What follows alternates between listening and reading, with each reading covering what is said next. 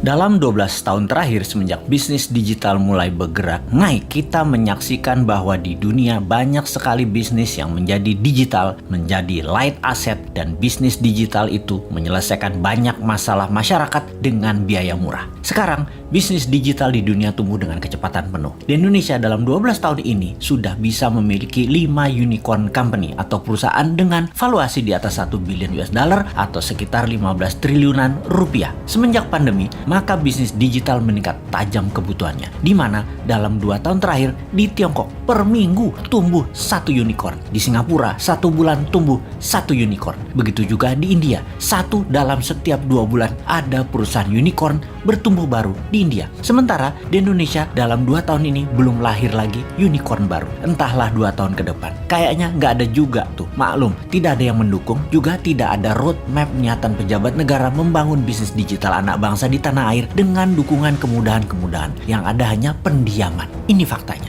Kalau dilihat dari sisi bisnis, bagaimana kita melihat hal ini? Apakah orang Indonesia itu tidak kreatif yang bisa membuat masalah besar diselesaikan dengan teknologi digital? Atau regulasi pemerintah yang memang terlalu fokus di politik dan terlalu memikirkan pencitraan sehingga lupa mengangkat sendi bernegara lainnya seperti ekonomi, budaya, sosial, pertahanan, dan keamanan? Terlalu politik, sangat politik, serta politik adalah segalanya yang harus didulukan. Sungguh, unicorn ini berciri satu hal, semakin besar problem yang di-solve, semakin besar masalah yang terselesaikan. Maka semakin cepat perusahaan digital itu bertumbuh serta dibutuhkan karena memang menyelesaikan masalah-masalah besar tadi. Apakah di Indonesia sudah tidak ada problem besar lagi? Apakah sudah banyak solusi yang dibuat?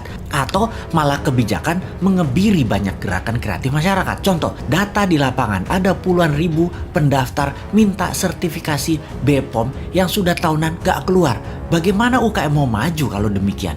Ini adalah salah satu contoh pengebirian kreativitas. Ada sisi lain lagi, di mana di dunia bisnis digital harus menggunakan server nasional sementara kita minta zero downtime. Apakah perusahaan nasional milik negara tersebut berani kasih garansi, yaitu zero downtime?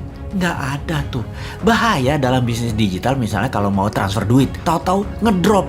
Namun server dan sarana internetnya nggak berani kasih jaminan atau ganti rugi.